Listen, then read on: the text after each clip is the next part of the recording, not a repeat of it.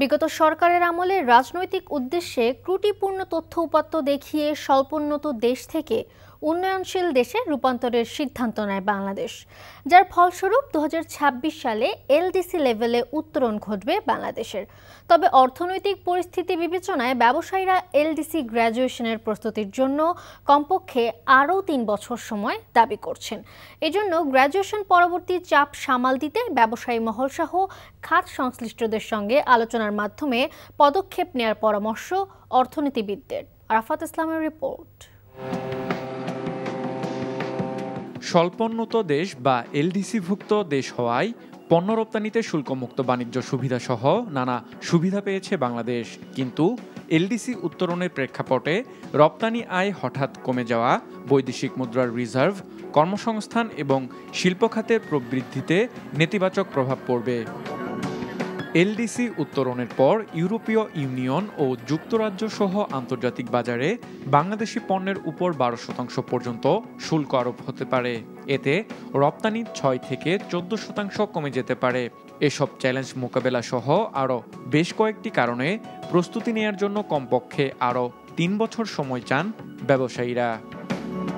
ব্যবসায়ীরা বলছেন, নির্ধারিত সময়ে গ্র্যাজুয়েশন হলে দেশের প্রধান রপ্তানি খাত তৈরি পোশাক, ঔষধ এবং চামড়া শিল্প সহ সামগ্রিক অর্থনীতি বড় ধরনের চাপে পড়বে। আমরা যে বাড়তি 3 বছর সময়টা চাচ্ছি, এইটা হলো মূলত প্রস্তুতিটা নেওয়া। এই মুহূর্তে আমরা 60% ওভেন ফ্যাব্রিক ইম্পোর্ট করি। সো এই ওভেন ফ্যাব্রিক ইম্পোর্ট করে আপনি তখন যদি আপনি গ্র্যাজুয়েটেড হয়ে যান, তখন কিন্তু কম্পিটিটিভ হওয়া খুব কঠিন বিষয়। সেক্ষেত্রে বড় চ্যালেঞ্জটা আছে হলো, একটা হলো ইনভেস্টমেন্ট, 2 নম্বর হলো এনার্জি। যদিও আমরা বিগেস্ট হলো স্টেক হোল্ডার, বাট অন্য ইন্ডাস্ট্রি কিন্তু সাফার করবে। সো এই সাফারিংসটা যেন একটা সহনীয় পর্যায়ে থাকে, সেজন্য এনাফ আপনার হলো প্রস্তুতি প্রয়োজন আছে। দীর্ঘ 8 বছর সময় পেলেও প্রস্তুতির তুলনায় অর্জন উদযাপন নিয়েই বিগত সরকার ব্যস্ত ছিল বলে মনে করেন এই অর্থনীতিবিদ। 2021 সালে গ্র্যাজুয়েশন কনফার্ম হওয়ার পরে, কোয়ালিফাইড হওয়ার পরে যে ধরনের প্রস্তুতি নেওয়া দরকার ছিল, আমরা সেগুলো আসলে করি নাই। 22, 23, 24 সেই সময়টায় আসলে গ্র্যাজুয়েট করেছি, আনন্দের মধ্যেই আমরা সীমাবদ্ধ ছিলাম। এলডিসি গ্র্যাজুয়েশন পরবর্তী যে ইম্প্যাক্টটা, যা যেই ফ্রন্টলাইন সেক্টরগুলোর মাধ্যমে হবে, এক্সপোর্ট সেক্টরগুলো, ফার্মাসিউটিক্যাল, তাদের সাথে বসে তাদের থেকে একেবারে এভিডেন্স বেস তাদের মতামতটা নিতে হবে যে যদি নভেম্বরে হয় কি ধরনের তাদের উপর ইম্প্যাক্ট হবে। সেই ক্ষতি পুষিয়ে নিতে গেলে যা করতে হবে, সেই যে ধরনের সক্ষমতা বাড়াতে হবে, সংস্কার করতে হবে, সেটা কত সময় লাগবে। দেশীয় অর্থনীতির নানা চাপ বিবেচনায় এখনই গ্র্যাজুয়েশন বাংলাদেশের জন্য টেকসই হবে না বলেও উল্লেখ করেন তিনি। আরাফাত ইসলাম, এনটিভি নিউজ, ঢাকা। 36 বছর পর অনুষ্ঠিত হতে যাচ্ছে চট্টগ্রাম বিশ্ববিদ্যালয় কেন্দ্রীয় ছাত্র সংসদ চাকসু নির্বাচন। তফসিল ঘোষণার পর থেকে ক্যাম্পাস মুখরিত হয়ে ওঠে শিক্ষার্থীদের উৎসব মুখর পদচারণায়। তবে শিক্ষার্থীদের দাবি, নির্বাচনের আগে ত্রুটিমুক্ত করতে হবে ছাত্র সংসদের গঠনতন্ত্র। চট্টগ্রাম থেকে শামসুল হক হায়দারির রিপোর্ট, ক্যামেরায় ছিলেন এনামুল হক। 1990 সালে অনুষ্ঠিত হয়েছিল সবশেষ চাকসু নির্বাচন। 24-এর গণঅভ্যুত্থান পরবর্তী ক্যাম্পাসের পরিবেশ স্বাভাবিক হয়েছে উল্লেখ করে শিক্ষার্থীরা দাবি তোলে ছাত্র সংসদ নির্বাচনের। এর প্রেক্ষিতে চাকসু নির্বাচনের উদ্যোগ নেয় বিশ্ববিদ্যালয় কর্তৃপক্ষ। এ কাজ সুষ্ঠুভাবে সম্পন্ন করতে শিক্ষার্থীদের সহযোগিতা কামনা করেন নির্বাচন পরিচালনা কমিটি। প্রতিটি ক্ষেত্রে আমি যেভাবে আমার সামনে শুধু ছাত্র দেখেছি, এই নির্বাচনেও যেন আমি শুধু ছাত্রদেরকে দেখি।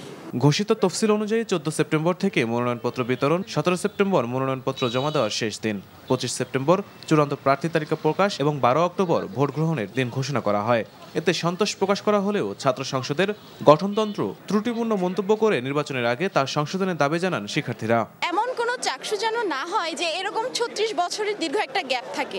12 তারিখের পরে যেন আর কোনোভাবে ইলেকশন পেছানো না হয়। যদি প্রয়োজন, যদি পারে, তাহলে 1-2 দিন আগায় নিয়ে আসুন। এই ত্রুটিপূর্ণ গঠনতন্ত্রে যদি নির্বাচন অনুষ্ঠান অনুষ্ঠিত হয়, তাহলে এটা থাকবে এই চট্টগ্রাম বিশ্ববিদ্যালয়ের ইতিহাসে এবং বাংলাদেশের ইতিহাসে একটা ত্রুটিপূর্ণ নির্বাচন। বর্তমান চাকসু ভবনে নির্বাচন পরিচালনা কমিটির অস্থায়ী কার্যালয় চালু করা হয়েছে। শিক্ষার্থীদের দাবি দেওয়া নিয়ে সেখানে আসার আহ্বান জানিয়েছে বিশ্ববিদ্যালয় কর্তৃপক্ষ। আমরা আলাপ আলোচনা অব্যাহত থাকবে, চাকসু নির্বাচনের যে তফসিল সেটি অব্যাহত থাকবে। আমরা এই তফসিল অনুযায়ী নির্বাচন দিতে বদ্ধপরিকর। চট্টগ্রাম বিশ্ববিদ্যালয়ের 25,752 জন ভোটারের জন্য 14টি ভোট গ্রহণ কেন্দ্র থাকবে বলে জানিয়েছে নির্বাচন পরিচালনা কমিটি। NTV news desk. নারায়ণগঞ্জের রূপগঞ্জের চনপাড়া পুনর্বাসন যেন মাদকের স্বর্গরাজ্য।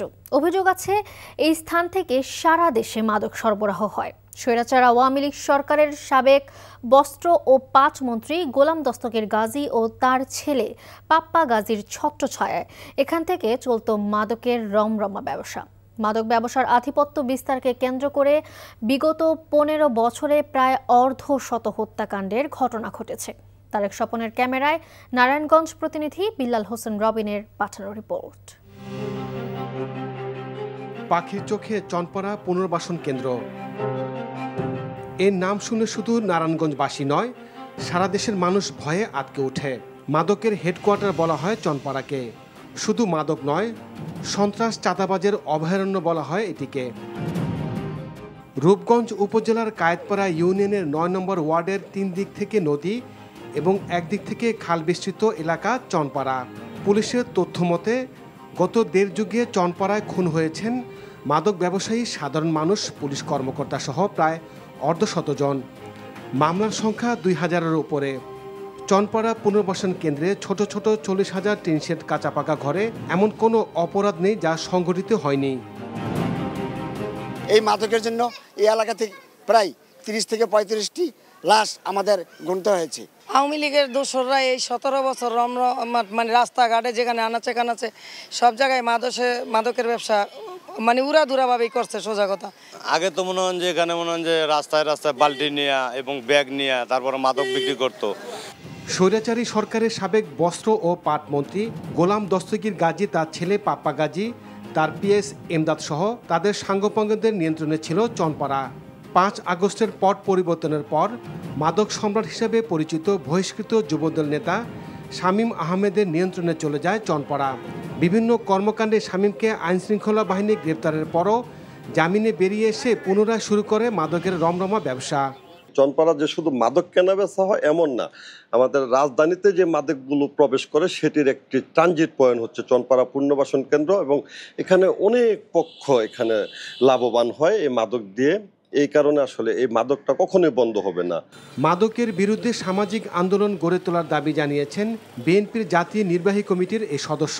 যেই স্বপ্ন নিয়ে এই বিপ্লব, জুলাই বিপ্লব, জীবনদান, রক্তদান সমস্ত কিছু বৃথা যাবে যদি এই মাদকের এই করাল সবল থেকে আমাদের আগামী প্রজন্মকে আমরা রক্ষা করতে না পারি।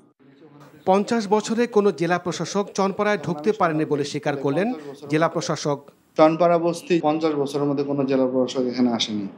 সামনে আমাদের একটা বড় অপারেশন আমাদের করতে হবে, যাতে এই মাদক দ্রব্যের যে প্রসার এবং সমাজে মাদকের যে ভয়াবহতা, এখান থেকে আমরা বের হয়ে আসতে পারি।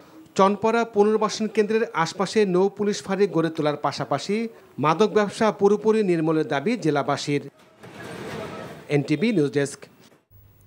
প্রধান উপদেষ্টা ডক্টর মোহাম্মদ ইউনূসের সাথে আজ বিকেলে পৃথক বৈঠকে বসছে বিএনপি, জামায়াত ইসলামী এবং জাতীয় নাগরিক পার্টি।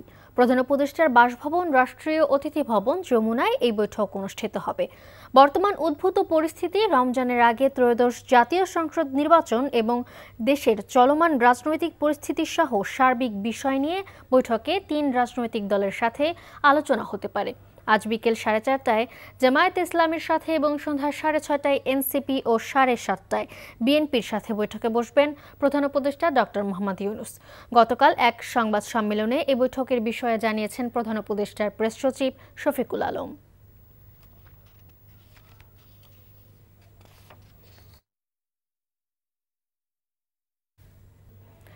রাজশাহী বিশ্ববিদ্যালয়ের 2024-25 সেশনের প্রথম বর্ষের শিক্ষার্থীদের রাকসু নির্বাচনে ভোটার তালিকায় অন্তর্ভুক্ত করার দাবিতে রাকসু কোষাধ্যক্ষের কার্যালয়ে তালা ঝুলিয়ে দিয়েছে ছাত্রদল।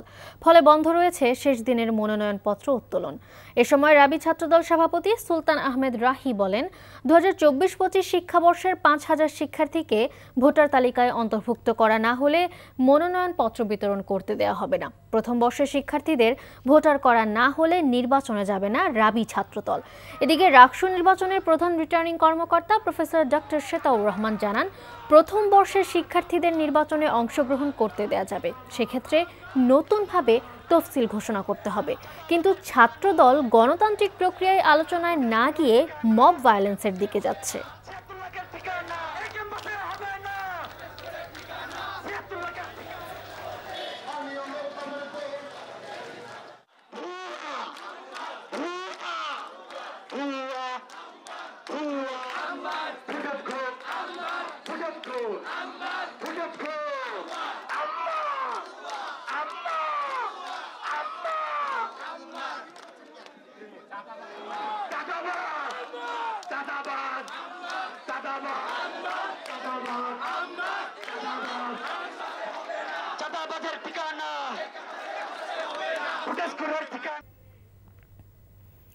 রাজশাহী বিশ্ববিদ্যালয়ের সামনে আছেন আমাদের সিনিয়র করেসপন্ডেন্ট সমর সাজু। সরাসরি চলে যাচ্ছে তার কাছে। সাজু, রাকসু কোষাধ্যক্ষের কার্যালয়ে তালা ঝুলিয়ে এখনো কি আন্দোলন করছে শিক্ষার্থীরা, জানাবেন।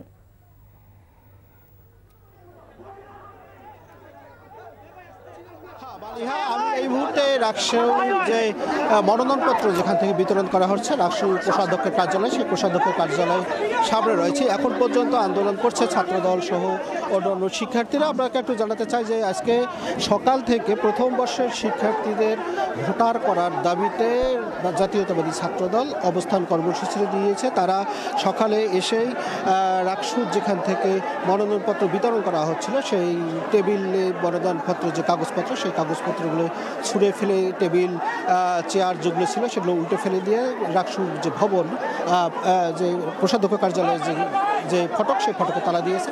ফলে অন্যান্য কোনো প্রার্থী আজকে যেহেতু মনোনয়নপত্র বিতরণের শেষ দিন কেউ সংগ্রহ করতে পারেনি। আজকে এই মুহূর্তে যেটা উত্তেজনা চলছে এখানে আমরা দেখতে পাচ্ছি বৈষম্য বিরোধী ছাত্র আন্দোলনের অন্যতম সমন্বয়ক, সাবেক সমন্বয়ক সালাউদ্দিন আম্বার, তিনি এখানে রাকসু ভিপি পদে প্রার্থী হওয়ার জন্য মনোনয়নপত্র সংগ্রহ করতে এসেছেন।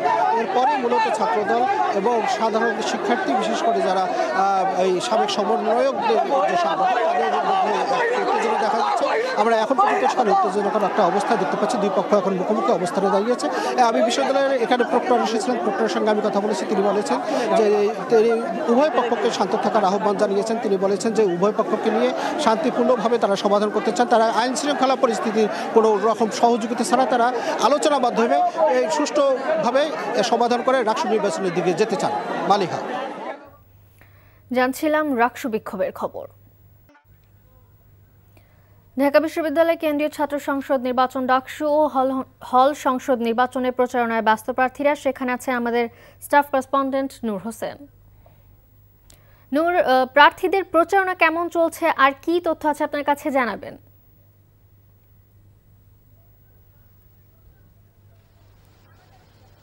মালিহা, বেশ কিছুক্ষণ ধরে বৃষ্টির কারণে ক্যাম্পাসের যে উন্মুক্ত স্থানগুলো রয়েছে সেই উন্মুক্ত স্থানে ডাকসুর প্রার্থীদের যে প্রচারণা সেটি আমাদের চোখে পড়েনি। আমরা বেশ কিছুক্ষণ আগেই বিশ্ববিদ্যালয় ক্যাম্পাসে এসেছি এবং এখানকার বিভিন্ন জায়গা ঘোরা দেখার চেষ্টা করেছি। সেখানে এখন পর্যন্ত আসলে জনসংযোগ বা ভোটের যে ক্যাম্পেইন, ডাকসুর যে ক্যাম্পেইন, সেটি আমরা দেখতে পাইনি।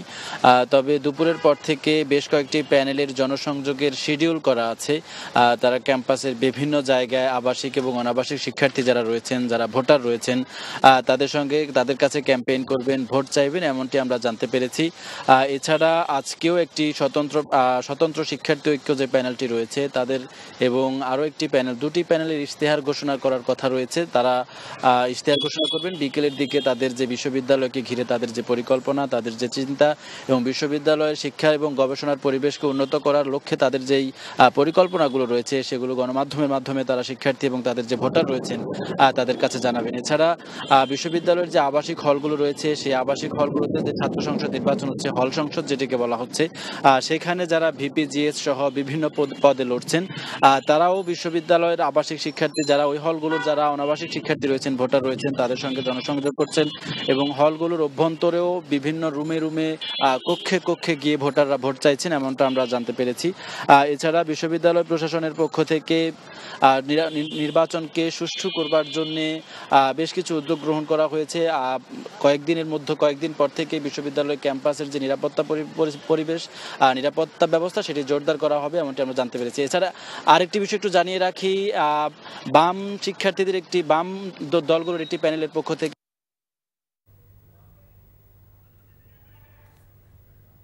ডাকসু হল সংসদ নির্বাচনের খবর জানছিলাম। গণ অধিকার পরিষদের সভাপতি নুরুল হক নূরের সর্বশেষ শারীরিক অবস্থা কি তা জানাতে ঢাকা মেডিকেল কলেজ হাসপাতালে আছেন সিনিয়র করেসপন্ডেন্ট তামজিদ সুমন। তামজিদ, নুরুল হক নূরের শারীরিক অবস্থা সম্পর্কে সর্বশেষ কি খবর আছে আপনার কাছে, জানবো।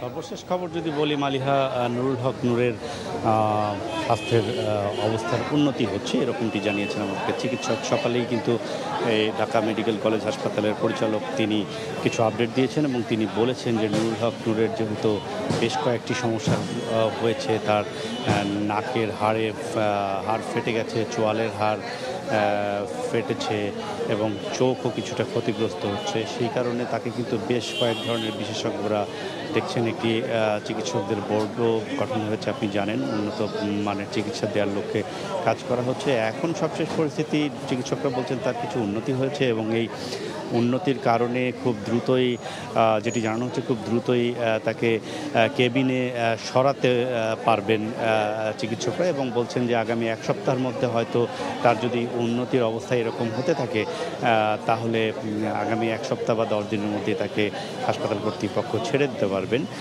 তবে তার চিকিৎসা চলছে, তার আপনি জানেন কিছুটা জটিল অবস্থায় চিকিৎসায় চলছে, কারণ একসাথে এতগুলো সমস্যার কারণে নিউরোলজি ডাক্তার, মেডিসিনের ডাক্তার এবং অর্থোপেডিক ডাক্তার সবাই তাদের ভিন্ন ভিন্ন চিকিৎসা প্রয়োগ করছেন এবং ভিন্ন ভিন্ন চিকিৎসা প্রয়োগ করার জন্য অ্যানেস্থেসিয়ার বিষয়গুলো থাকে। ভিন্ন ভিন্ন চিকিৎসা প্রয়োগ করার কারণে আসলে ডাক্তাররা যেটি বলছেন যে একটু জটিলতা আছে, তবে তার অবস্থার উন্নতি হচ্ছে, এটি আমাদেরকে জানানো হয়েছে। মালিহা, জানছিলাম নুরুল হক নূরের শারীরিক অবস্থার সর্বশেষ খবর। জাহাঙ্গীরনগর বিশ্ববিদ্যালয় কেন্দ্রীয় শিক্ষার্থী সংসদ জাকসু নির্বাচনের মূল প্রতিদ্বন্দ্বিতা হতে যাচ্ছে 5টি প্যানেলের মধ্যে। তবে কোনো প্যানেল এককভাবে সবকটি পদে জয়ী হতে পারবে না বলেই মনে করছেন শিক্ষার্থীরা। এদিকে নির্বাচনী প্রচারণার তৃতীয় দিনে নানা কৌশলে নিজেদের পক্ষে ভোট টানার চেষ্টা করছেন বিভিন্ন প্যানেলের ভোটাররা। প্রচারণা চলবে 9 সেপ্টেম্বর পর্যন্ত। শিক্ষার্থীরা বলছেন দল বা প্যানেল দেখে নয়, বরং প্রার্থীদের ব্যক্তিগত ভাবমূর্তি দেখেই তারা রায় দেবেন। এক্ষেত্রে জুলাই গণঅভ্যুত্থানের ভূমিকাকে বিবেচনা করা হবে বলে জানাচ্ছেন ভোটারদের অনেকে। এবারের জাকসু নির্বাচনে 25টি পদের বিপরীতে প্রতিদ্বন্দ্বিতা করছেন 179 জন। নির্বাচনে মোট ভোটার 11,919 জন।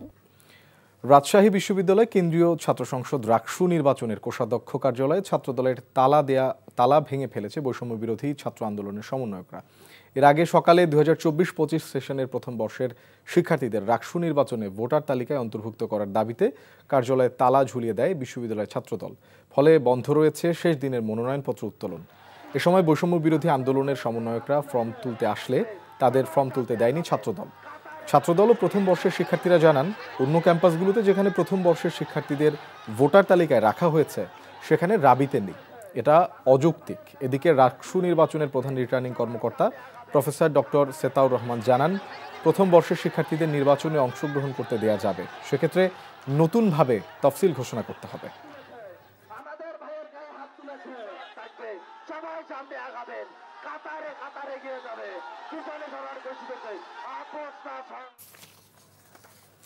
রাজশাহী বিশ্ববিদ্যালয়ের সামনে আছেন আমাদের সিনিয়র করেসপন্ডেন্ট সাজু। আমরা সরাসরি চলে যাচ্ছি তার কাছে। সাজু, বিশ্ববিদ্যালয়ের সবশেষ পরিস্থিতি কেমন দেখছেন এখন?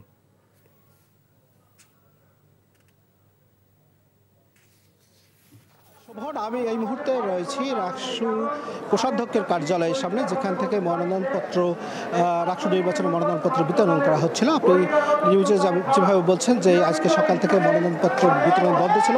জাতীয়তাবাদী ছাত্রদল তারা প্রথম বর্ষের শিক্ষার্থীদের ভোটার করার দাবিতে তারা রাকসু কোষাধ্যক্ষের কার্যালয়ে সকালে এসে তালা দিয়েছিল। তালা দেওয়ার পর তারা এই মনোনয়নপত্র বিতরণের যে কার্যক্রম, সে কার্যক্রমগুলো বন্ধ হয়ে যায়।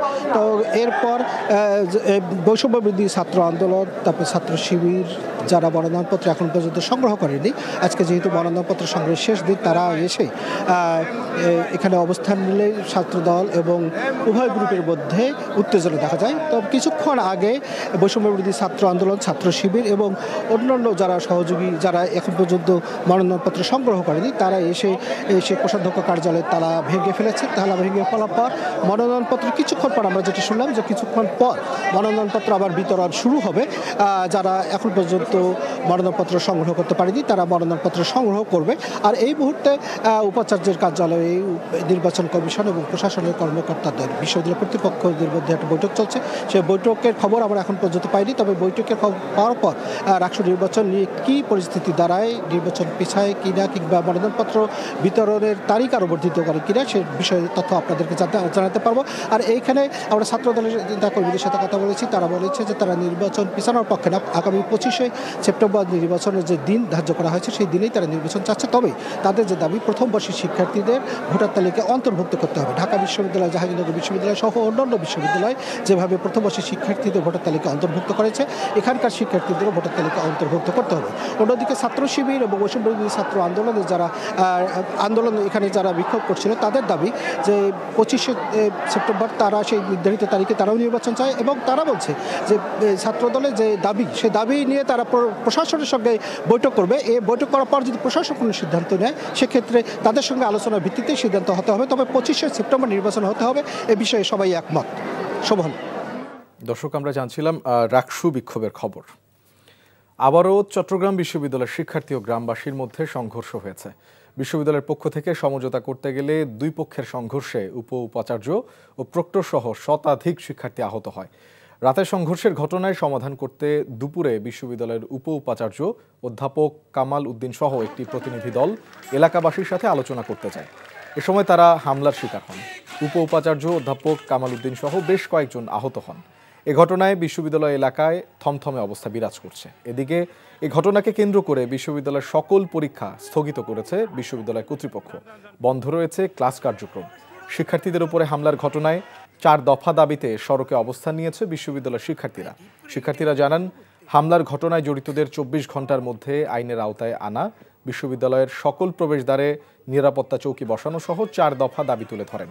এর আগে বিশ্ববিদ্যালয়ের 2 নম্বর গেট বাজার এলাকায় রাতে স্থানীয় ও শিক্ষার্থীদের মধ্যে সংঘর্ষের ঘটনা ঘটে। এতে অন্তত অর্ধশতাধিক শিক্ষার্থী আহত হয়।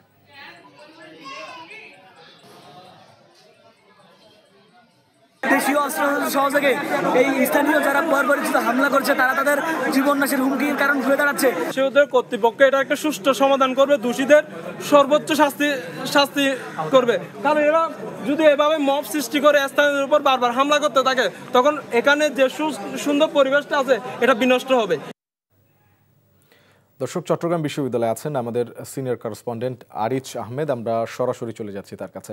আরিচ, এখন বর্তমানে সংঘর্ষের কি অবস্থা দেখছেন? এখনো কি শিক্ষার্থীদের সাথে গ্রামবাসীর সংঘর্ষ চলছে কিনা?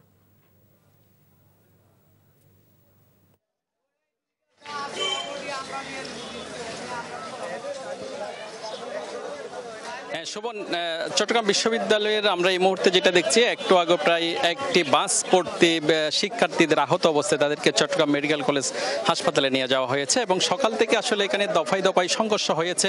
এর মধ্যে শতাধিক আহত হয়েছে এবং আপনি যেটা বলেছেন যে চট্টগ্রাম বিশ্ববিদ্যালয়ের প্রভিসি, 2 জন প্রভিসি সহ প্রক্টর এবং বেশ কয়েকজন কর্মকর্তা এবং শিক্ষার্থী সহ তারা এলাকায় গিয়েছিলেন এবং আলোচনার জন্য দুই পক্ষের যে আলোচনা হওয়ার কথা ছিল এবং সেখানে গিয়ে আসলে এলাকাবাসীর একটি অংশ তাদের উপর হামলা চালায় এবং সেখানে প্রভিসি কামাল উদ্দিন সহ প্রক্টর সহ বেশ কয়েকজন আহত হয়। এছাড়া এখানে শিক্ষার্থীদের মধ্যে দফায় দফায় সংঘর্ষ হচ্ছে। এখানে আমরা যেটা দেখছি, এলাকাবাসীর উদ্দূর আমরা আসলে যেতে পারছি না। এখানে শিক্ষার্থীরা একদিকে লাঠি ইট নিয়ে অপেক্ষা করছে, আবার অন্যদিকে ধারালো অস্ত্র এলাকাবাসী হাতে নিয়েছে। তবে সকাল থেকে এখানে কোনো আইন শৃঙ্খলার রক্ষাকারী বাহিনীর সদস্যরা আসলে এখানে নেই, সেটি একটি শঙ্কার বিষয়। এখন সেই কারণে এখানে যে মধ্যস্থতা কে করবে এবং এখানে যে একটা শান্তি ফিরিয়ে আনা, সেটি এখন পরাদস্তুর বলা যাচ্ছে। এখানে আমরা যেটা দেখেছি, শিক্ষার্থীরা বেশ উদ্বিগ্ন আছেন। এখানে কোন সময় আবার তাদেরকে যেখানে পাচ্ছে সেখানে হামলা করা হচ্ছে, এইরকম একটা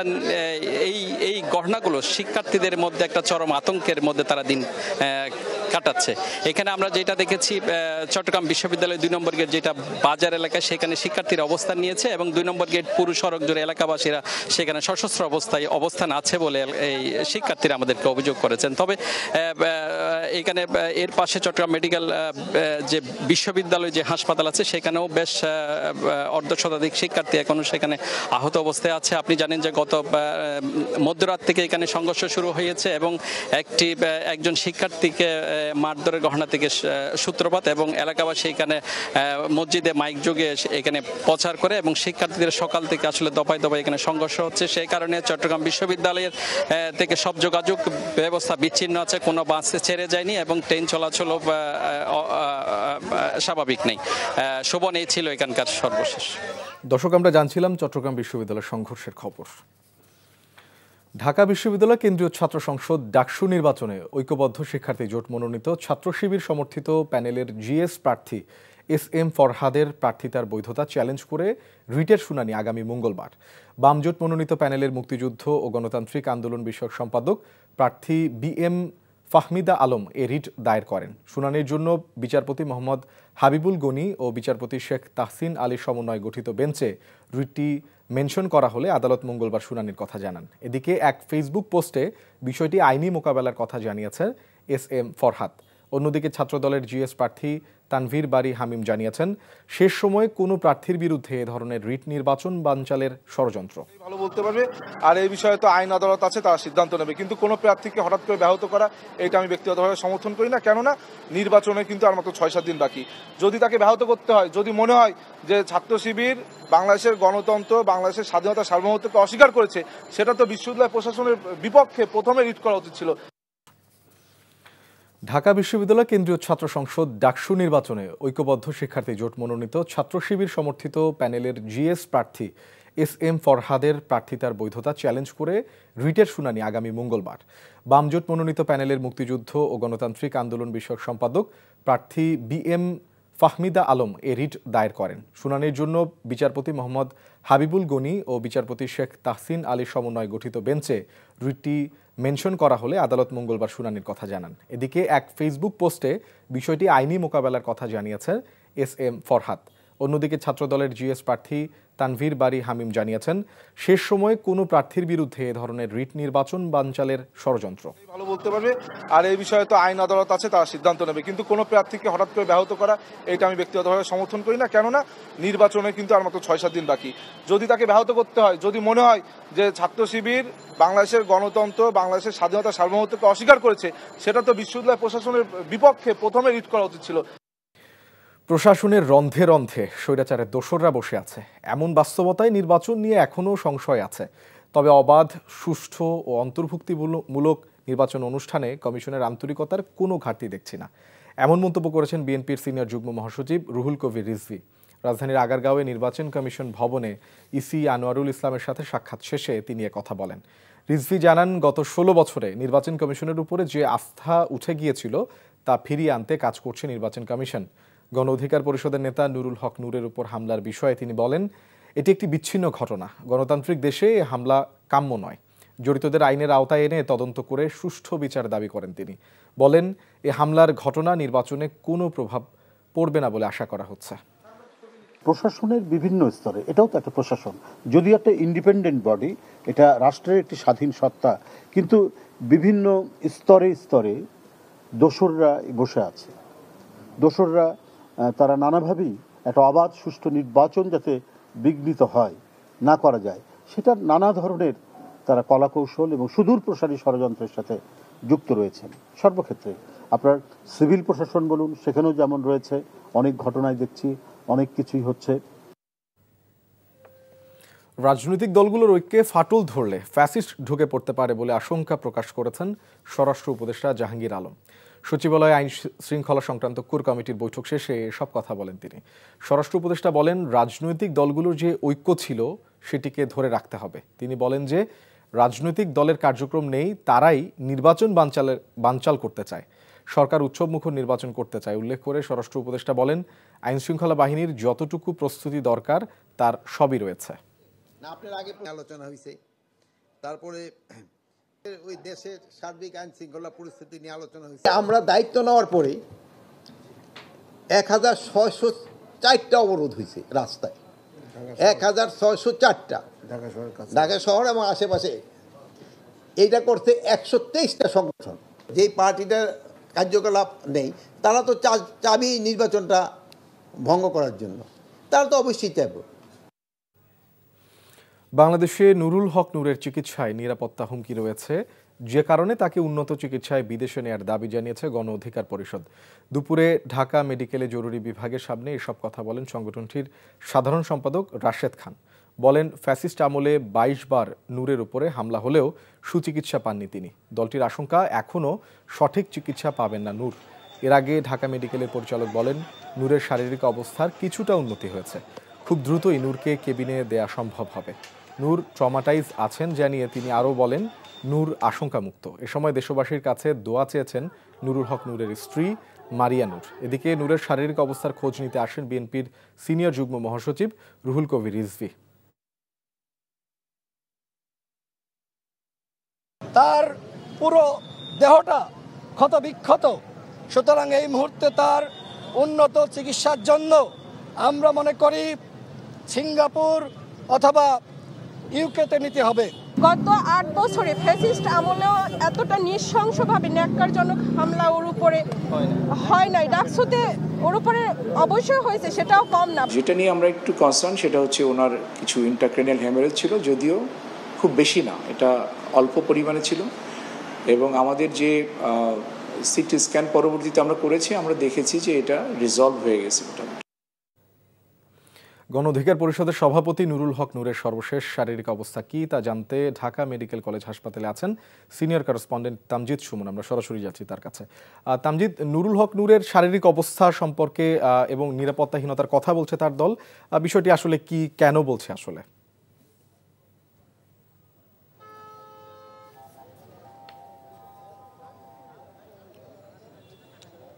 নূরের অবস্থা আসলে সকালবেলায় আমাদেরকে চিকিৎসক ব্রিফ করে জানিয়েছেন যে তার অবস্থার উন্নতি হচ্ছে এবং তিনি যেই অবস্থায় ঢাকা মেডিকেল কলেজ হাসপাতালে নিয়ে আসা হয়েছিল তার থেকে কিছুটা তার শারীরিক উন্নয়ন হয়েছে এবং চিকিৎসক যেটি জানিয়েছেন তার চিকিৎসা সেবা দেওয়া হচ্ছে এবং বিভিন্ন ধরনের ডাক্তার, অর্থোপেডিক ডাক্তার, তারপরে হচ্ছে মেডিসিন ডাক্তার, নিউরোলজি ডাক্তার আলাদা আলাদা চিকিৎসা করছেন।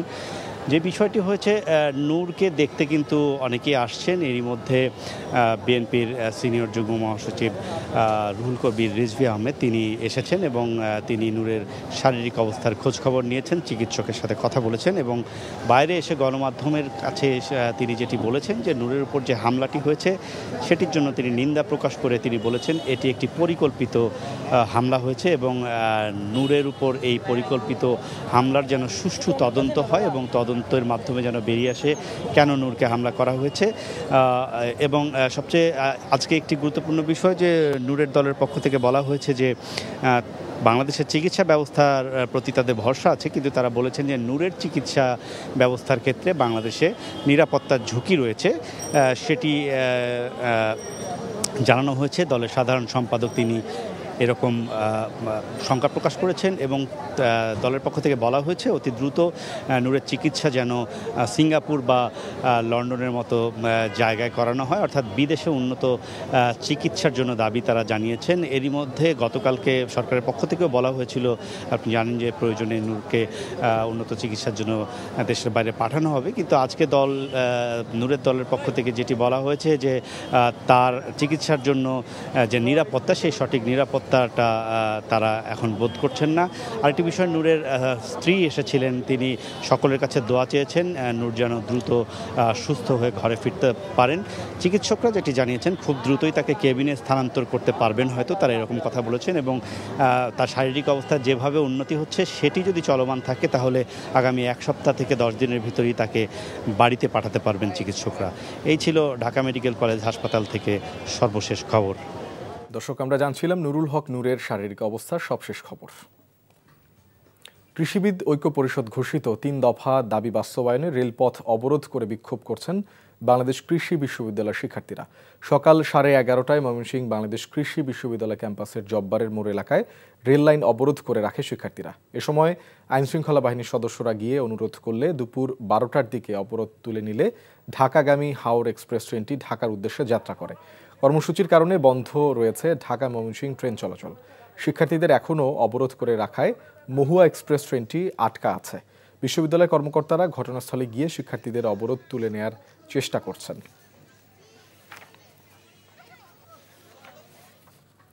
আজ দেশের মুদ্রাবাজারে ডলারের দাম কিছুটা কমেছে। টানা 6 দিন দাম বাড়ার পর গত সপ্তাহের বৃহস্পতিবারে ডলারের দাম কমে।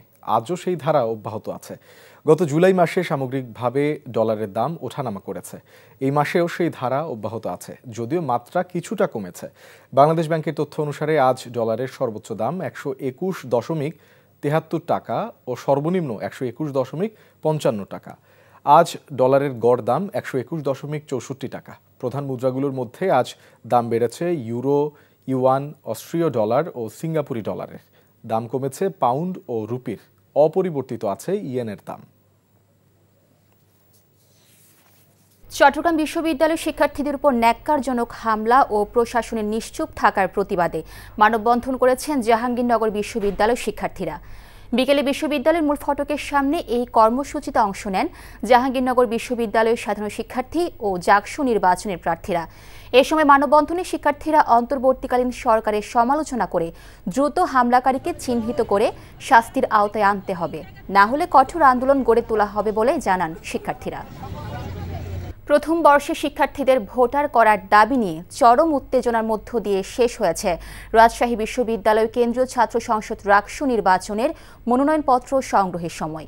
তবে এ নিয়ে দিনভর উত্তেজনা, ধাক্কাধাক্কি, রাকসু কোষাধ্যক্ষ কার্যালয়ে তালা দেয়া ও তালা ভাঙ্গা নিয়ে দিনভর উত্তাল ছিল রাজশাহী বিশ্ববিদ্যালয়। রাজশাহী থেকে সমসাজু রিপোর্ট, ক্যামেরায় ছিলেন শরীফুজ্জামান রয়েল। 4 দফার শিডিউল পরিবর্তনের পর 31শে আগস্ট নির্ধারিত হয় রাকসু নির্বাচনের মনোনয়নপত্র সংগ্রহের শেষ দিন।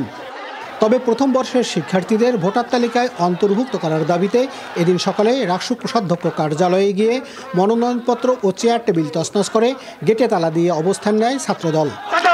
পরিস্থিতি জটিল হয় অন্যরা মনোনয়নপত্র তুলতে এলেই।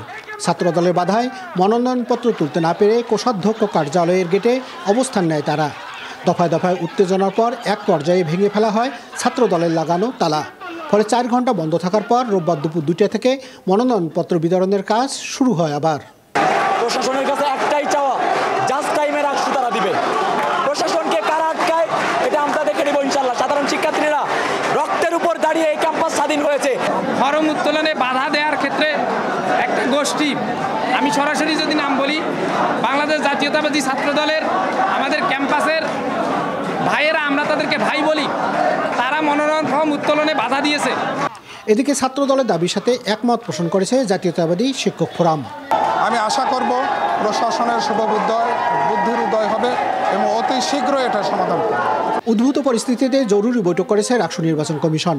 বৈঠকে প্রথম বর্ষের শিক্ষার্থীদের ভোটার করার বিষয়ে কোনো সিদ্ধান্ত হয়নি। তবে ঘোষিত শিডিউল অনুযায়ী রাকসু নির্বাচনের অবশিষ্ট কার্যক্রম শেষ করে আগামী 25শে সেপ্টেম্বর রাকসু নির্বাচনের সিদ্ধান্তই বহাল রেখেছে কমিশন। সমসাজু, এনটিভি নিউজ, রাজশাহী।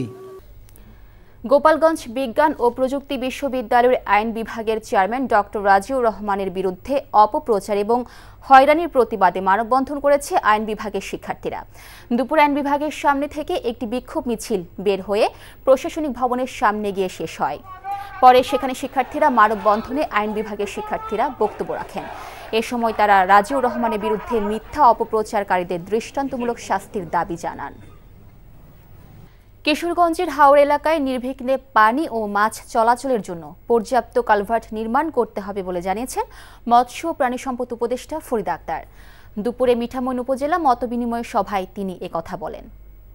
এই রাস্তাটা যেভাবে করা হয়েছে সেটাতে যতগুলো কালভার্ট থাকা উচিত ছিল, মাছের পানি চলাচলের জন্য পথ করার ব্যাপার ছিল, সেদিক থেকে আমরা বলছি যে এখন অনেকগুলো কালভার্ট আরো বাড়াতে হবে। এই রাস্তাটা হলো, এই রাস্তাটার কারণে যে সুবিধা সেটাও যেমন পাবে, তেমনি মাছের ক্ষতিটাও হবে না। পর্যটকদের জন্য 3 মাস বন্ধ থাকার পর কাল থেকে খুলছে সুন্দরবন। শেষ মুহূর্তের প্রস্তুতি সেরে নিচ্ছেন পর্যটন ব্যবসায়ীরা। এছাড়াও জীবিকার জন্য সুন্দরবনের উপর নির্ভরশীল বনজীবীরাও ব্যস্ত প্রয়োজনীয় প্রস্তুতি নিতে। মংলা থেকে আবু হোসেন সুমনের পাঠানো রিপোর্ট। বন্যপ্রাণী, গাছপালা ও মাছের প্রজনন বাড়াতে গত 1 জুন থেকে টানা 3 মাস সুন্দরবনে প্রবেশ নিষেধাজ্ঞা জারি করে বন বিভাগ। মূলত প্রজনন মৌসুম হওয়াতে প্রতি বছর এই সময় সুন্দরবনে মানুষের প্রবেশ নিষিদ্ধ থাকে। 1 সেপ্টেম্বর থেকে উঠে যাচ্ছে সেই বিধিনিষেধ। তাই শেষ মুহূর্তের প্রস্তুতি সেরে নিচ্ছেন পর্যটন ব্যবসায়ীরা। এছাড়াও জীবিকার জন্য সুন্দরবনের উপর নির্ভরশীল বনজীবীরাও ব্যস্ত প্রয়োজনীয় প্রস্তুতি নিয়ে। 3 মাস পর আবার এই টাকটুক খুলছে, ওই 200 টাকা ওই মানে ব্যবসা করি আর কি। টাকা পয়সা খরচ করে আমরা রেডি করে নামাচ্ছি। আগামীতে পর্যটক আসবে, আমাদের ব্যবসা বাণিজ্য ভালো হবে। সংশ্লিষ্টরা বলছেন, বন বিভাগের অনুমতি নিয়ে সুন্দরবনে প্রবেশ করতে পারবেন পর্যটক ও বনজীবীরা। বন্ধ থাকার জন্য যে গাছপালা জন্মাইছে এবং মাছের যে প্রজনন, ডিম থেকে যে বাচ্চা হচ্ছে, আসলে দেখলেই মন ভরে যায়। বনের জন্য, বন্যপ্রাণীর জন্য কিছু সময়টা আলাদাভাবে রাখলে তাদের প্রজননে এবং তাদের সাধারণ চলাফেরার জন্য কিন্তু একটু ভালো প্রভাব এবং পজিটিভ ইম্প্যাক্ট পড়ে। উপকূলীয় এলাকায় লক্ষাধিক মানুষ প্রত্যক্ষ ও পরোক্ষভাবে সুন্দরবনের উপর নির্ভরশীল।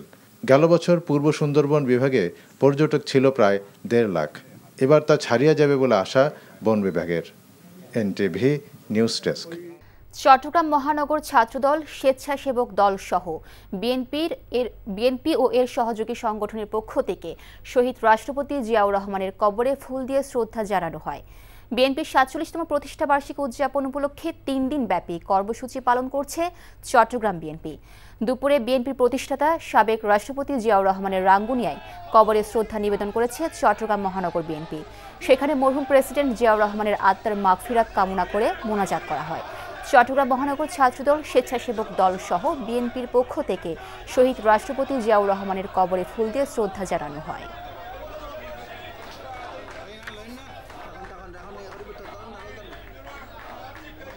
সিরাজগঞ্জের শাহজাদপুরে বিএনপি নেতাদের বিরুদ্ধে চাঁদাবাজির অভিযোগে মহাসড়ক অবরোধ করে বিক্ষোভ করেছেন শ্রমিকরা।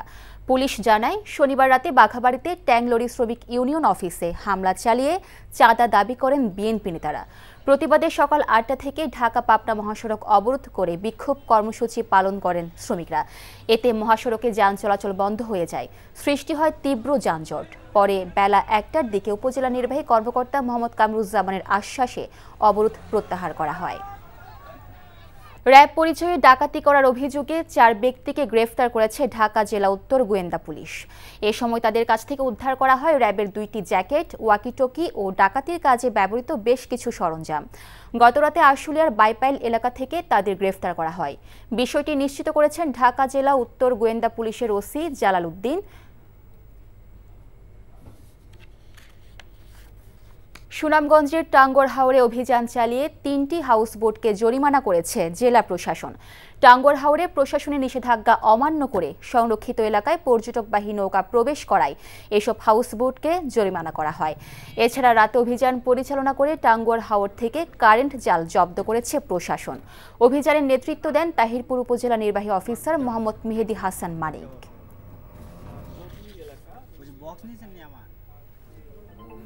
বর্তমান অন্তর্বর্তীকালীন সরকার ও দেশি বিদেশি শক্তি মিলে একটি নীল নকশার নির্বাচন অনুষ্ঠানের দিকে এগিয়ে যাচ্ছে বলে অভিযোগ করেছে জামায়াতে ইসলামী বাংলাদেশ। অন্তর্বর্তীকালীন সরকারের প্রধান উপদেষ্টার সাথে জামায়াতে ইসলামী প্রতিনিধি দলের বৈঠক শেষে দলটির নায়েবে আমির ডাক্তার সৈয়দ আবদুল্লাহ মোহাম্মদ তাহের সাংবাদিকদের কাছে এমন অভিযোগ করেন। প্রধান উপদেষ্টা অধ্যাপক মোহাম্মদ ইউনূসের আমন্ত্রণে জামায়াতের 4 সদস্যের এই প্রতিনিধি দল বৈঠকে অংশ নেয়। আইনি ভিত্তিতে জুলাই সনদের বাস্তবায়নের মাধ্যমেই বাংলাদেশে পরবর্তী নির্বাচন হতে হবে বলেও জানান তিনি। একটি রাজনৈতিক দল জুলাই শহীদদের রক্তদানের বিরুদ্ধে গিয়ে জুলাই সনদ বাস্তবায়নে বাধা সৃষ্টি করছে বলেও মন্তব্য করেন জামায়াতের নায়েবে আমির।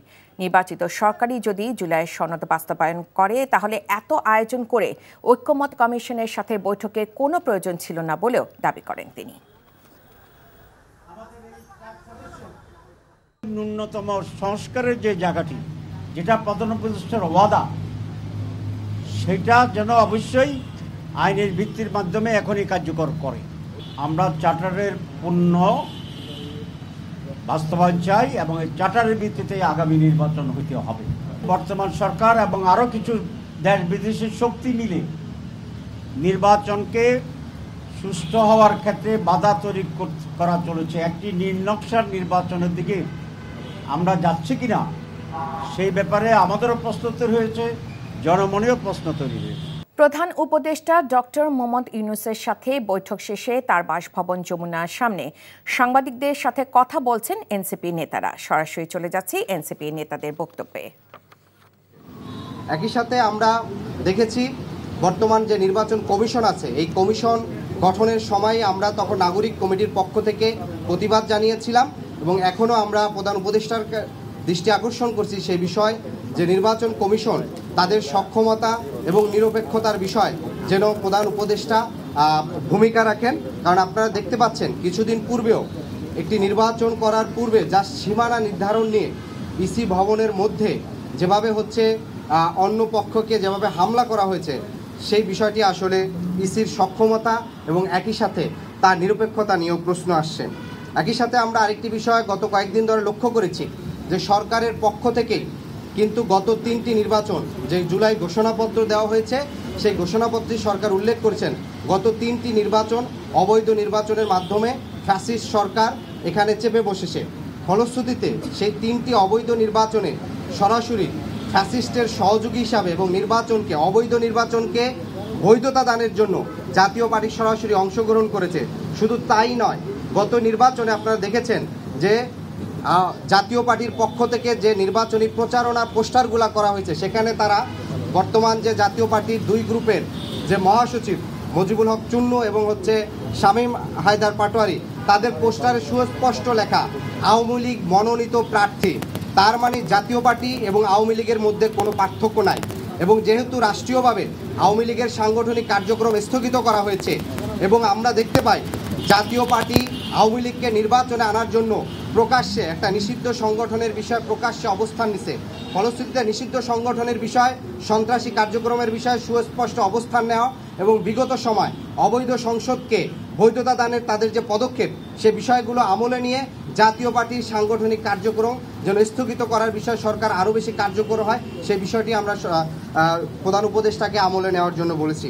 তো ওভারঅল আমরা 5টি বিষয় বলেছি, শহীদ আহত পরিবার, প্রবাসী যোদ্ধাদের বিষয় বলেছি, গুম কমিশনের বিষয় আমলে নেওয়া এবং আগামী নির্বাচন গণপরিষদ নির্বাচন অনুষ্ঠিত করা এবং একই সাথে আওয়ামী লীগ এবং জাতীয় পার্টির বিষয় সরকারের আরও কার্যকরী ভূমিকা। আওয়ামী লীগের যেসব হত্যা মামলায় যারা এখনও মামলায় আছেন তাদের অনেককেই আটক করা হয় নাই। আগামী নির্বাচনকে ঘিরে ধীরে ধীরে অশুভ শক্তি দৃশ্যমান হয়ে উঠছে বলে মন্তব্য করেছেন বিএনপির ভারপ্রাপ্ত চেয়ারম্যান তারেক রহমান। তিনি বলেন, ভিপি নূরের উপর হামলা সহ সাম্প্রতিক কিছু ঘটনা দেশের স্থিতিশীল পরিস্থিতিকে ক্রমে জটিল করে তুলছে। বিএনপি প্রতিষ্ঠা বার্ষিকীর আলোচনায় তিনি এসব কথা বলেন। মেজবা হাসানের রিপোর্ট। ৪৭তম প্রতিষ্ঠাবার্ষিকী উপলক্ষে রাজধানীর ইঞ্জিনিয়ারিং ইনস্টিটিউটে সমাবেশের আয়োজন করে বিএনপি। সমাবেশে বিএনপি নেতারা বলেন, নির্বাচনকে বানচাল করার হুমকি দিচ্ছে একটি মহল। এখানে পিআর পদ্ধতি আনার কথা বলা হচ্ছে, হুমকি দেওয়া হচ্ছে যে পিআর না হলে নির্বাচন করতে দেওয়া হবে না। পরিষ্কার করে জানাতে চাই যে আমরা কারো হুমকিতে মাথা নত করতে বাংলাদেশের মানুষ রাজি নয়। লন্ডন থেকে অনলাইনে যুক্ত হয়ে বিএনপির ভারপ্রাপ্ত চেয়ারম্যান তারেক রহমান বলেন, কোনো হুমকি ভয় পায় না বিএনপি। গণতন্ত্র উত্তরণের পথে নানা বাধাগুলো দৃশ্যমান হচ্ছে বলেও অভিযোগ করেন তিনি। আগামী নির্বাচনকে ঘিরে অদৃশ্য শক্তি কাজ করছে। জনগণ লক্ষ্য করতে শুরু করেছেন নির্বাচনের মাধ্যমে জনগণের বাংলাদেশে জনগণের অধিকার প্রতিষ্ঠার সুযোগ বিনষ্ট করার ক্ষেত্রে প্রস্তুতে সেই অশুভ শক্তির অপতৎপরতা সাম্প্রতিক সময় ধীরে ধীরে দৃশ্যমান হয়ে উঠছে। ফ্যাসিবাদ বিরোধী আন্দোলনে আমাদের রাজপথের সহযোদ্ধা গণপরিষদ সভাপতি নুরুল হক নূরের উপর হামলা সহ সাম্প্রতিক কিছু ঘটনা স্পষ্ট দেশের স্থিতিশীল পরিস্থিতি ক্রমেই জটিল হয়ে উঠছে অথবা জটিল করে তোলা হচ্ছে। তারেক রহমান বলেন, জনগণের অধিকার প্রতিষ্ঠার পথে বাধা সৃষ্টি করে কোনো সংস্কারই টেকসই হবে না।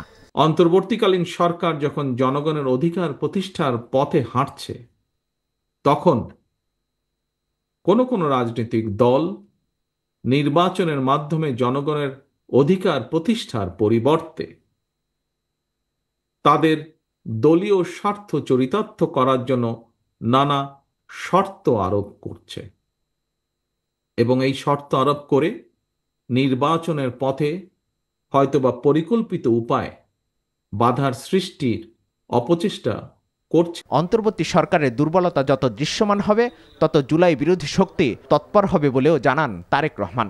গণতান্ত্রিক মিসবাহ হাসান, এনটিভি নিউজ, ঢাকা। ডাকসু নির্বাচনে ডামাডোলে এবার আলোচনায় ছাত্র শিবির সমর্থিত প্যানেলে জিএস প্রার্থী SM ফরহাদ। তার প্রার্থিতা বাতিল চেয়ে হাইকোর্টে রিট করেছেন বামপন্থী প্যানেলের মুক্তিযুদ্ধ ও গণতান্ত্রিক আন্দোলন বিষয়ক সম্পাদক BM ফাহমিদা আলম। রিটের শুনানি হবে মঙ্গলবার। এই আইনি উদ্যোগকে স্বাগত জানিয়েছেন ফরহাদ। নূর হোসেনের রিপোর্ট। বৈরী আবহাওয়ার মধ্যেও প্রচার প্রচারণায় সরগরম ঢাকা বিশ্ববিদ্যালয় ক্যাম্পাস। এদিকে ছাত্র শিবির সমর্থিত প্যানেলের জিএস প্রার্থী SM ফরহাদের প্রার্থিতা চ্যালেঞ্জ করে হাইকোর্টে রিট করেছেন 3 বাম সংগঠন সমর্থিত প্যানেলের মুক্তিযুদ্ধ ও গণতান্ত্রিক আন্দোলন বিষয়ক সম্পাদক। যেখানে পড়ালেখা করেন সমাজ কল্যাণ ও গবেষণা ইনস্টিটিউট, সেখানকার যে ছাত্রলীগের কমিটি ছিল 2022 সালের, সেটিতে তিনি আসলে যুগ্ম সাধারণ সম্পাদক পদে ছিলেন। আগামী মঙ্গলবার রিটটির শুনানির দিন ধার্য করেছেন আদালত। প্রতিপক্ষের এমন আইনি উদ্যোগকে স্বাগত জানিয়েছে ইসলামী ছাত্র শিবির। তবে এর পেছনে নির্বাচন পেছানোর ষড়যন্ত্র আছে বলে মনে করছেন ছাত্রদল সমর্থিত প্যানেলের জিএস প্রার্থী। যিনি রিট করেছেন আমার বিরুদ্ধে, তার এই দ্বিমতের অ্যাপ্রোচের প্রতি আমি রেসপেক্ট জানাই এবং তাকে শুভেচ্ছা জানাই। আমরা এই ধরনের দ্বিমতকে আমরা রেসপেক্ট জানাতে অভ্যস্ত এবং দ্বিমত প্রদানকারীকে আমি বুকে জড়িয়ে নিতেও আমাদের প্যানেলের অ্যাপ্রোচে এটা যে আমার যিনি দ্বিমত করবেন তিনি আমার সাথে থাকবেন, আমার সাথে কথা বলতে স্বাচ্ছন্দ্য বোধ করবেন, এটাই আমাদের অ্যাপ্রোচ। কিন্তু এই যে নির্বাচন 6 দিন পরে 7 দিন পরে তার আগে একটি রিট, এটা নির্বাচনকে ব্যাহত করার একটি পায়তারা হতে পারে। কোনো প্রার্থীকে হঠাৎ করে ব্যাহত করা, এটা আমি ব্যক্তিগতভাবে সমর্থন করি না। এদিকে ভোটার উপস্থিতি বাড়ানোর জন্য বিশ্ববিদ্যালয় বন্ধের সিদ্ধান্ত পুনর্বিবেচনা করা হতে পারে বলে জানিয়েছেন চিফ রিটার্নিং কর্মকর্তা। Noor Hossain, NTV news, Dhaka. Combined ডিগ্রির পর এবার একক ডিগ্রির দাবিতে উপাচার্য সহ 2 শতাধিক শিক্ষককে অবরুদ্ধ করে রেখেছে ময়মনসিংহে কৃষি বিশ্ববিদ্যালয় শিক্ষার্থীরা। বাংলাদেশ কৃষি বিশ্ববিদ্যালয় পশুপালন ও ভেটেরিনারি অনুষদে শিক্ষার্থীদের চলমান আন্দোলনের প্রেক্ষিতে আজ জরুরি ভিত্তিতে বিশ্ববিদ্যালয় একাডেমিক কাউন্সিলের সভা অনুষ্ঠিত হয়। সভার সিদ্ধান্ত অনুযায়ী পশুপালন, ভেটেরিনারি ও কম্বাইন্ড এই 3টি ডিগ্রি বহাল রাখার সিদ্ধান্ত নেওয়া হয়। তবে এই সিদ্ধান্ত মেনে নিচ্ছেন না আন্দোলনরত শিক্ষার্থীরা। সিদ্ধান্ত ঘোষণার পর দুপুর 1টার দিকে বিশ্ববিদ্যালয়ের শিল্পাচার্য জয়নুল আবেদিন মিলনায়তনে তালা দেন আন্দোলনকারীরা। এতে উপাচার্য অধ্যাপক ডক্টর AK ফজলুল হক ভূঁইয়া সহ সভায় উপস্থিত বিভিন্ন অনুষদে 230 জন শিক্ষক শিক্ষিকা ভেতরে অবরুদ্ধ হয়ে পড়েন। বাংলাদেশে নুরুল হক নূরের চিকিৎসায় নিরাপত্তা হুমকি রয়েছে, যে কারণে তাকে উন্নত চিকিৎসার জন্য বিদেশে নেওয়ার দাবি জানিয়েছে গণ অধিকার পরিষদ। সংগঠনটির সাধারণ সম্পাদক রাশেদ খান এই দাবি জানান। এদিকে নূরকে দেখতে ঢাকা মেডিকেল কলেজ হাসপাতালে যান স্বাস্থ্য ও স্থানীয় সরকার উপদেষ্টা নূরজাহান বেগম ও বিএনপির সিনিয়র যুগ্ম মহাসচিব রুহুল কবির রিজভী। তামজিদ সুমনের রিপোর্ট। নাক ও চোয়ালের হাড়ের ফাটল, মস্তিষ্কে রক্তক্ষরণ সহ 4টি সমস্যা নিয়ে ঢাকা মেডিকেলে চিকিৎসা চলছে গণ অধিকার পরিষদ। কার্যক্রমহীন রাজনৈতিক দল নির্বাচন বানচাল করতে চায় বলে মন্তব্য করেছেন স্বরাষ্ট্র উপদেষ্টা জাহাঙ্গীর আলম চৌধুরী। সচিবালয়ে আইন শৃঙ্খলা সংক্রান্ত কোর কমিটির বৈঠক শেষে এমন মন্তব্য করেন তিনি। রাজনৈতিক দলগুলোর ঐক্যে ফাটল ধরলে ফ্যাসিস্টরা সুযোগ নিতে পারে বলেও আশঙ্কার কথা জানান উপদেষ্টা। রিপোর্ট করছেন রকনউদ্দিন। গণ অধিকার পরিষদের সভাপতি নুরুল হককে পিটিয়ে রক্তাক্ত করা, রাজনৈতিক দলের কার্যালয়ে হামলা, বিশ্ববিদ্যালয়গুলোতে নির্বাচন সহ নানান ঘটনায় উত্তপ্ত রাজনীতির মাঠ। রোববার সচিবালয়ে আইন শৃঙ্খলা সংক্রান্ত কোর কমিটির বৈঠকের আলোচনায় উঠে আসে এসব বিষয়। বৈঠক শেষে সংবাদ সম্মেলনে রাজনৈতিক দলগুলোকে ঐক্যবদ্ধ থাকার আহ্বান জানান স্বরাষ্ট্র উপদেষ্টা। ফ্যাসিস্ট সরকার পতনের পরে রাজনৈতিক দলগুলির মধ্যে যে ঐক্যটা ছিল তা ধরে রাখতে হবে। জাতির বৃহত্তর স্বার্থে গণতন্ত্রের পথে উত্তরণে সব রাজনৈতিক দলকে ক্ষুদ্র ব্যক্তি এবং দলীয় স্বার্থকে পরিত্যাগ করে ঐক্যবদ্ধ থাকতে হবে। এই ঐক্যে যদি ফাটল ধরে এর মধ্যে কিন্তু ফ্যাসিস্ট দৃশ্যরা ঢুকে বিশৃঙ্খলা ও নৈরাজ্যকর পরিস্থিতি সৃষ্টি করতে পারে।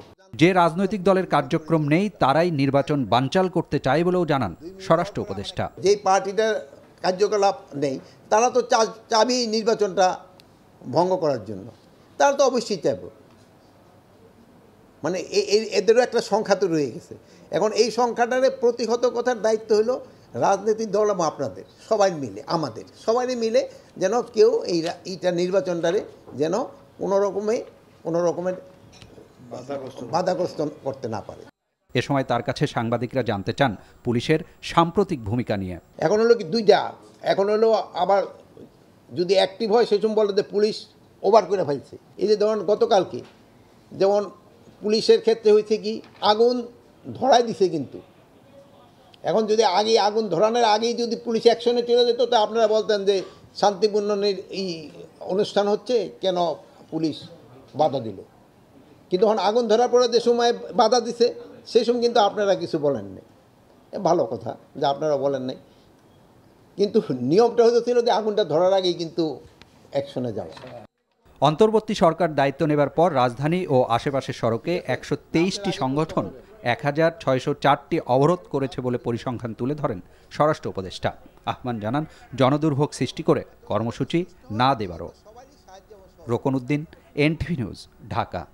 ১.৫ লাখেরও বেশি ভোটার বেড়েছে গত ২ মাসে। আগস্ট পর্যন্ত মোট ১২,৬৩,৭,৫০৪ জন ভোটার তালিকায় নিবন্ধিত হয়েছেন। আগারগাঁওয়ে নির্বাচন ভবনে এই তালিকা প্রকাশ করেন সচিব আক্তার হোসেন। ভোটারদের মধ্যে পুরুষ ভোটার ৬,২১,৪৫৫ জন, নারী ভোটার ৬,২২,৫,৮১৯ জন, তৃতীয় লিঙ্গের ভোটার সংখ্যা ১,২৩০ জন। মোট ৩টি পর্যায়ে এবছর ভোটার তালিকা প্রকাশ করেছে কমিশন। এর মধ্যে মার্চ, আগস্ট হালনাগাদ তালিকা এবং সর্বশেষ নভেম্বরে চূড়ান্ত ভোটার তালিকা প্রকাশ হবে। এ বছরে ২১,৩২,৫৯০ জনকে তালিকা থেকে কর্তন করা হয়েছে। আগামী নভেম্বরে যে ভোটার তালিকা হবে এরপর আর কেউ তালিকায় অন্তর্ভুক্ত হতে পারবে না। এদিন গণপ্রতিনিধিত্ব অধ্যাদেশ সংশোধন বিল মন্ত্রিপরিষদ বিভাগে ভেটিংয়ের জন্য পাঠায় কমিশন। এর আগে নির্বাচন কমিশনার আনোয়ারুল ইসলামের সঙ্গে দেখা করে বিএনপির জ্যেষ্ঠ যুগ্ম মহাসচিব রুহুল কবির রিজভী আহমেদ। জাতীয় ঐকমত্য কমিশনের সহসভাপতি অধ্যাপক আলী রিয়াজ বলেছেন, বর্তমান মালিকানার ধরন অব্যাহত থাকলে স্বাধীন ও পেশাদার সাংবাদিকতা সম্ভব নয়। গণমাধ্যম সংস্কারের ক্ষেত্রেও সাংবাদিকদের দায়িত্ব নিয়ে সরকারের প্রতি চাপ প্রয়োগেরও আহ্বান জানান তিনি। সকালে রাজধানীতে গণমাধ্যম সংস্কার কমিশনের প্রতিবেদন নিয়ে বিজেসি আয়োজিত মতবিনিময় সভায় এমন মন্তব্য করেন তিনি। আলী রিয়াজ বলেন, গত ১৬ বছর ধরে সাংবাদিকতাকে ব্যবহার করে ফ্যাসিবাদী সরকারকে টিকিয়ে রাখার দায় সাংবাদিকদেরই নিতে হবে। তিনি আরও বলেন, রাজনীতিবিদরা গণমাধ্যমের স্বাধীনতার অঙ্গীকার দিলে সেটাই হবে সবচেয়ে বড় সংস্কার। গণমাধ্যম সংস্কারের ক্ষেত্রে স্বাধীনতা, প্রাতিষ্ঠানিক ও পেশাগত দিকটিও বিবেচনায় নেওয়ার তাগিদ দেন তিনি। এ সময় বিজেসি নেতৃবৃন্দ ও সিনিয়র সাংবাদিকরা দ্রুত সময় গণমাধ্যম সংস্কার কমিশনের প্রস্তাবিত সুপারিশ বাস্তবায়নের দাবি জানান। সবশেষ ২৪ ঘন্টায় দেশে ডেঙ্গু আক্রান্ত হয়ে আরও ৪ জনের মৃত্যু হয়েছে। একই সময়ে ৫৬৮ জন ডেঙ্গু রোগী বিভিন্ন হাসপাতালে ভর্তি হয়েছেন। স্বাস্থ্য অধিদপ্তরের জরুরি স্বাস্থ্য অপারেশন সেন্টার ও কন্ট্রোল রুম থেকে পাঠানো প্রেস বিজ্ঞপ্তিতে এ তথ্য জানানো হয়। বিজ্ঞপ্তিতে বলা হয়, ২৪ ঘন্টায় ডেঙ্গু আক্রান্ত হয়ে হাসপাতালে ভর্তি রোগী সবচেয়ে বেশি ঢাকা বিভাগে, যার পরের অবস্থানেই রয়েছে বরিশাল। এ বছরে ৩১ আগস্ট পর্যন্ত মোট ডেঙ্গু আক্রান্ত হয়েছে ৩১,৪৭৬ জন। চলতি বছরে এ পর্যন্ত ডেঙ্গুতে মৃত্যু হয়েছে ১২২ জনের।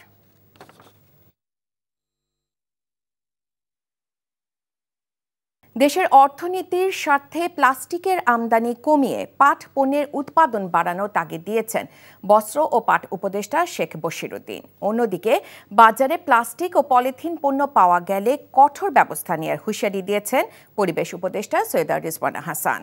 সকালে রাজধানী কারওয়ান বাজারে পলিথিনের বিকল্প হিসেবে পাটের ব্যাগ বাজারজাতকরণ কর্মসূচির উদ্বোধনী অনুষ্ঠানে এসব কথা বলেন তারা। শেখ বশিরউদ্দিন বলেন, পলিথিনের পরিবর্তে পাটের ব্যাগ ব্যবহার করলে একদিকে যেমন স্থানীয় পাট শিল্প বাঁচবে, তেমনি স্থানীয় পর্যায়ে কর্মসংস্থান তৈরি হবে।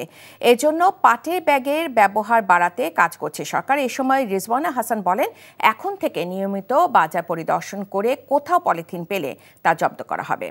সরকার ভর্তুকি মূল্যে পাটের ব্যাগ বাজারজাত করছে জানিয়ে সবাইকে পরিবেশ বান্ধব এই ব্যাগ ব্যবহারে উদ্বুদ্ধ করেন তিনি।